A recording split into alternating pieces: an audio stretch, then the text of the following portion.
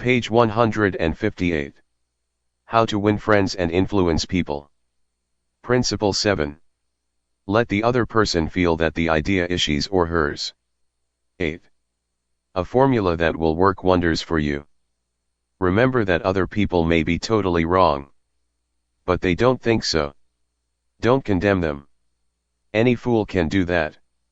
Try to understand them. Only wise, tolerant, exceptional people even try to do that. There is a reason why the other man thinks and acts as he does. Ferret out that reason, and you have the key to his actions, perhaps to his personality. Try honestly to put yourself in his place. If you say to yourself, "How would I feel, how would I react if I were in his shoes?" you will save yourself time and irritation, for by becoming interested in the cause, we are less likely to dislike the effect. And, in addition, you will sharply increase your skill in human relationships. Stop a minute, says Kenneth M. Good in his book How to Turn People into Gold. Stop a minute to contrast your keen interest in your own affairs with your mild concern about anything else. Realize then, that everybody else in the world feels exactly the same way.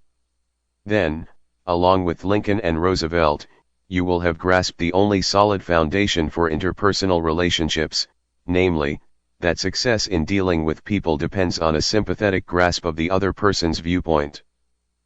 Sam Douglas of Hempstead, New York, used to tell his wife that she spent too much time working on their lawn, pulling weeds, fertilizing, cutting the grass twice a week when the lawn didn't look any better than it had when they moved into their home 4 years earlier. Naturally, she was distressed by his remarks, and each time he made such remarks the balance of the evening was ruined. After taking our course, Mr. Douglas realized how foolish he had been all those years. It never occurred to him that she enjoyed doing that work and she might really appreciate a compliment on her diligence. One evening after dinner, his wife said she wanted to pull some weeds and invited him to keep her company. He first declined, but then thought better of it and went out after her and began to help her pull weeds. She was visibly pleased, and together they spent an hour in hard work and pleasant conversation. After that he often helped her with the gardening and complimented her on how fine the lawn looked, what a fantastic job she was doing with a yard where the soil was like concrete. Result, a happier life for both because he had learned to look at things from her point of view even if the subject was only weeds. Page 160. In his book Getting Through to People, Dr. Gerald S. Nierenberg commented, "Cooperativeness in conversation is achieved when you show that you consider the other person's ideas and feelings as important as your own. Starting your conversation by giving the other person the purpose or direction of your conversation, governing what you say by what you would want to hear if you were the listener, and accepting his or her viewpoint will encourage the listener to have an open mind to your ideas." Asterisk. Dr. Gerald S. Nierenberg, Getting Through to People, Englewood Cliffs, N.J., Prentice Hall, 1963, page 31. I have always enjoyed walking and riding in a park near my home. Like the Druids of ancient Gaul, I all but worship an oak tree, so I was distressed season after season to see the young trees and shrubs killed off by needless fires. These fires weren't caused by careless smokers. They were almost all caused by youngsters who went out to the park to go native and cook a frankfurter or an egg under the trees. Sometimes, these fires raged so fiercely that the fire department had to be called out to fight the conflagration.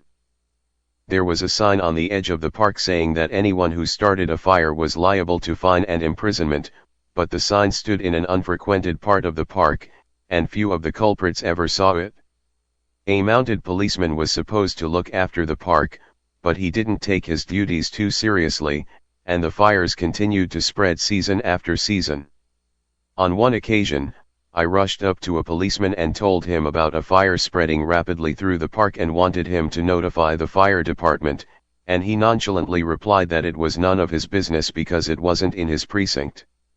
I was desperate, so after that when I went riding, I acted as a self-appointed committee of one to protect the public domain. In the beginning, I am afraid I didn't even attempt to see the other people's point of view. When I saw a fire blazing under the trees, I was so unhappy about it, so eager to do the right thing, that I did the wrong thing. I would ride up to the boys, warn them that they could be jailed for starting a fire, order with a tone of authority that it be put out, and, if they refused, I would threaten to have them arrested. I was merely unloading my feelings without thinking of their point of view. The result? They obeyed sullenly and with resentment. After I rode on over the hill, they probably rebuilt the fire and longed to burn up the whole park. Page 161. With the passing of the years, I acquired a trifle more knowledge of human relations, a little more tact, a somewhat greater tendency to see things from the other person's standpoint. Then, instead of giving orders, I would ride up to a blazing fire and begin something like this. Having a good time, boys? What are you going to cook for supper? I loved to build fires myself when I was a boy, and I still love to. But you know they are very dangerous here in the park. I know you boys don't mean to do any harm, but other boys aren't so careful. They come along and see that you have built a fire, so they build one and don't put it out when they go home, and it spreads among the dry leaves and kills the trees. We won't have any trees here at all if we aren't more careful. You could be put in jail for building this fire. But I don't want to be bossy and interfere with your pleasure. I like to see you enjoy yourselves, but won't you please rake all the leaves away from the fire right now, and you'll be careful to cover it with dirt, a lot of dirt, before you leave, won't you? And the next time you want to have some fun, won't you please build your fire over the hill there in the sandpit? It can't do any harm there. Thanks so much, boys. Have a good time. What a difference that kind of talk made. It made the boys want to cooperate. No sullenness, no resentment. They hadn't been forced to obey orders. They had saved their faces. They felt better, and I felt better because I had handled the situation with consideration for their point of view.